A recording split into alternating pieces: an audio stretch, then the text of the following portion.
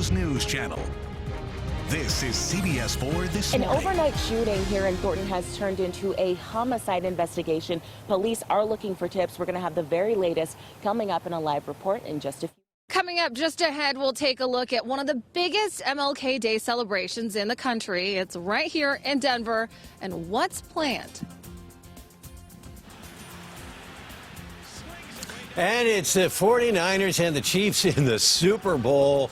We have reaction from Broncos fans. Good morning on this Martin Luther King Jr. Day, a day of reflection and remembrance for the struggle for rights and equality and a mission unfinished. I'm Alan Janae. His words will live on today. Good morning, everybody. I'm Britt Marino. Thank you for joining us. So we have a plethora of events happening in town for Martin Luther King Jr. Day, and we do want to help you get out the door this morning.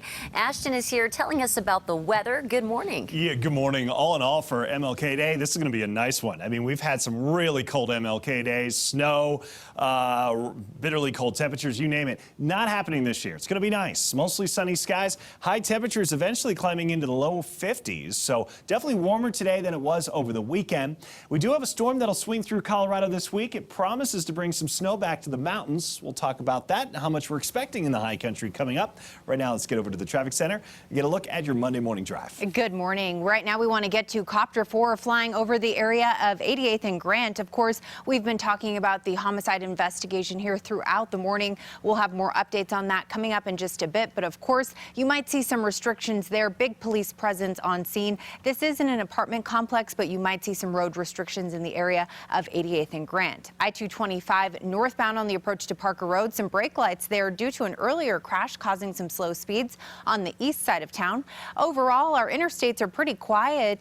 We have posted speeds across the metro area, portions of I-70 and C-470, and some rider alerts to tell you about cancellations along the D, E, F, H, L, R, and W lines due to operator shortage. Check in with RTD for the very latest. Thank you very much. Today we honor a man who stood for peace. Dr. Martin Luther King Jr. was an equal rights activist and Christian minister who had a dream of an America without discrimination and segregation.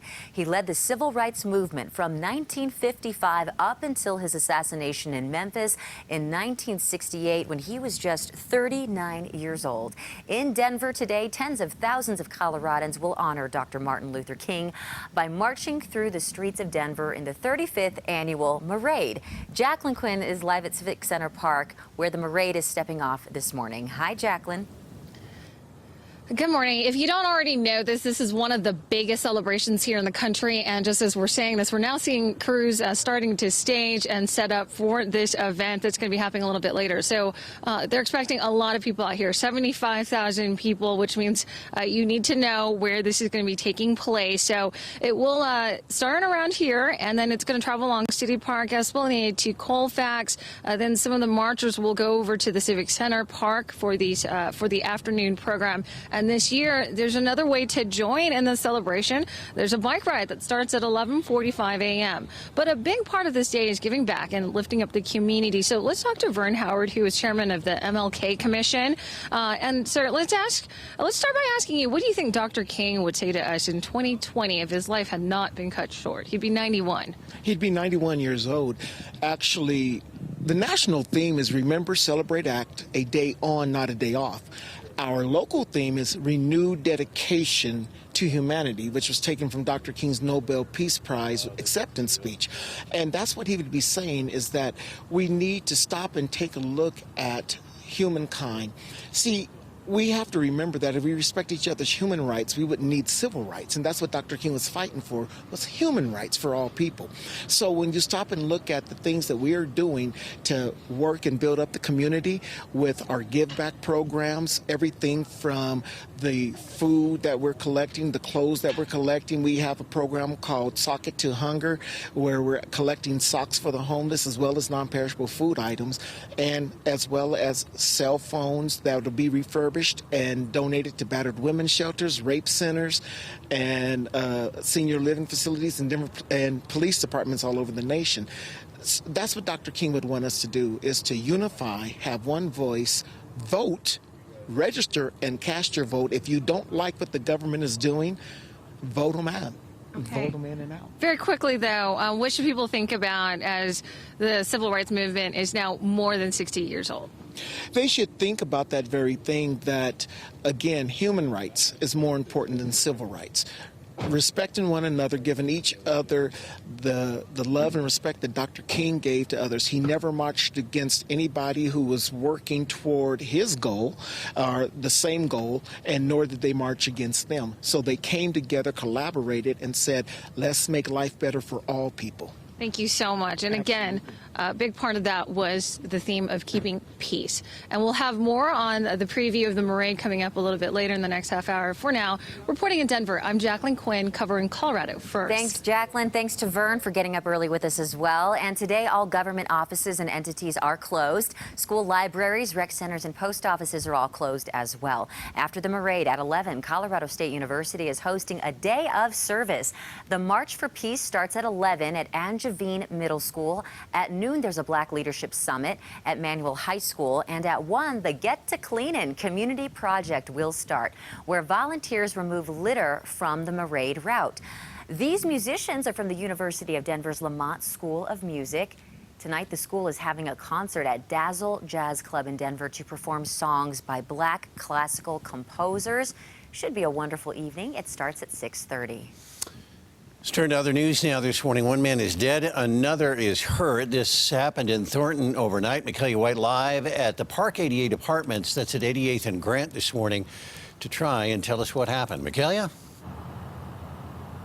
Well, Alan, this is now a homicide investigation, and you can see there are police officers on scene. That has cleared up quite a bit in the past half hour here, and the area in the courtyard behind me between buildings A and B is still taped off as they continue to investigate here. Now, here's what it looked like when I first got here a couple of hours ago at Park 88 Apartments. We want to let you know what we know so far as well. Now, this is information from Thornton PD via their Twitter page. That's how they're keeping us updated on all of this. Now, PD tweeted out around 2 a.m. saying they were investigating a shooting that was one male victim with a gunshot wound, one male assaulted, and both were being treated at a local hospital. However, at around 3:30 this morning, they say the victim did die at the hospital. So again, this is being treated as a homicide.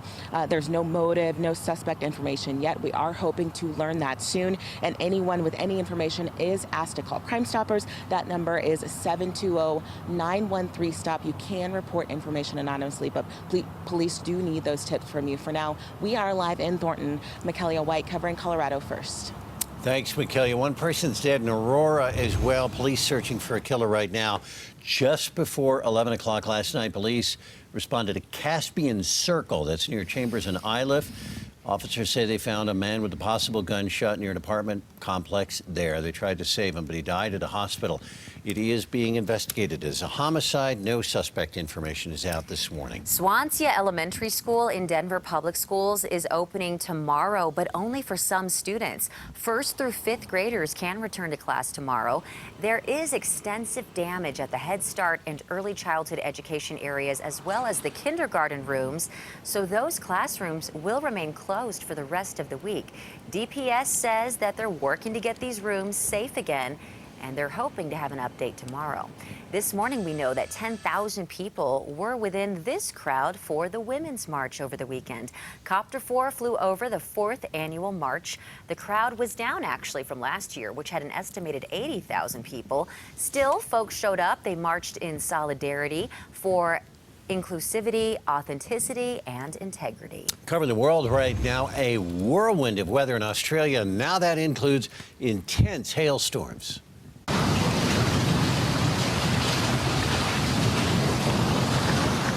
Well, that'll help the fire situation, but in a lot of ways, it did a lot of damage. Golf ball-sized hail covered fields, streets, and lawns in Canberra, Australia's capital. Cars were dented and trees stripped of leaves there. Winds were so strong, they even swept shopping carts and a chair down the street. I don't know if we show that video as well there, but just incredible. 6.5 hours north In New South Wales, Australia, a massive dust storm rolled through town. This is called a haboob. The skies turned a brownish red as dust swept through the city. You'll see those a lot in Arizona as well, just like that. It's really awful. Broncos fans, love it or hate it, the Kansas City Chiefs are going to the Super Bowl for the first time now in 50 years. It's unbelievable. I feel like people call this one. It's the Chiefs and the San Francisco 49ers in Super Bowl 54. Fans from both teams could hardly contain their excitement after yesterday's wins. Take a look. 40-year-old head coach Kyle Shanahan has taken the 49ers to the Super Bowl. It's been amazing. 50 years waiting, baby. Let's go Chiefs, baby. Let's go Chiefs. I love it. Well, the Chiefs won the AFC Championship game against the Titans, beating them 35-24. The Niners beat the Packers 37-20 for the NFC title. Now, the Chiefs last played in Super Bowl IV, which was 50 years ago, just as you mentioned. That was back, believe it or not, in 1970 when they beat the Minnesota Vikings. Yeah, it's been a while for them. The 49ers, not that long ago, they were in the Super Bowl, I think, in 2013. And back in 1995, they were in. Of course, they had that big run back in those days. They were good then, yeah. I mean, just great stuff. Broncos fans had some interesting reactions to seeing the Chiefs making the championship and getting into the Super Bowl. Larry G says he's going to be sick. He thinks the Niners have the best chance to beat them. And Broncos Binge wants the Chiefs to lose in a heartbreaking fashion so badly. Now, that's real Broncos fandom right there. Broncos fervent passion there. Love to see it. Greg says, weird to see. Very, very weird. And we do have a positive here. It's tough to find in Broncos country. But Tucker Muscle says, let's get it, Chiefs. They're a great team. So, you know, it's hard to say. I know in Broncos country we don't like to root for the Chiefs, but they have a pretty good chance. Does it make you feel better if a division rival, then you feel a little better because maybe you weren't that? There's that. I see the spin. Okay. Yeah. But then you got to hate on the Chiefs. That's right. You have to. I feel like most of Broncos Nation will be cheering for the 49ers here in a couple of weeks. Temperatures this morning in the teens and 20s for most areas. It's really cold in the Colorado high country. Clear skies overnight, light winds, makes for a really cold morning. Gunnison's minus 16. It's minus 8 down in Lake City, minus 4 in Vail, and minus 8 in Craig, minus 4 out in Rangeley. So you'll find some really cold air on the western slope and in the mountains. Other than a couple of clouds on the western slope, we're clear. And we'll see a lot of sunshine today. Here in the Denver metro area, the sun will be up around 7:15 at 9 a.m. Getting close to 30. We've got the parade over at City Park that starts at 9:30. We'll be in the 30s by that point, and then by noon we'll be in the mid-40s. High temperatures today, 5 to 10 degrees warmer than we were over the weekend. Again, it's going to be a beautiful MLK Day, high of 52 degrees. More on your weather coming up. Right now, let's see how the drive's looking. I know the volume's way down, Andrea. The volume is certainly down, Ashton, and that's because we are, on a holiday today. So a lot of folks have the day off or maybe heading into work a little later than they normally would. So we are seeing pretty light traffic across the metro area. Live look right now from Copter 4 at I-25 and Colorado Boulevard. Now, we do have one issue, our first crash of the morning. This is I-225 northbound on the approach to Parker Road, where we have some brake lights on the east side of town, and that's due to an earlier crash. Average speeds now in the 20s there as you make that stretch along I-225 and Parker Road. Earlier homicide investigation at 88th and Grant. You might still see some road restrictions there, and we'll take a look at your drive times coming up in just a few minutes. Andrea, thank you very much. We're at 6:13 this morning. All right, we know snow here in Colorado, but we want to show you this video. A massive blizzard caused issues for people in Canada. I left the window open and all the snow was in the car. I know, we shouldn't laugh, but look what she does. I mean, come on now. We can laugh, why not? We'll show you how much snow fell in Newfoundland and how the folks handled it.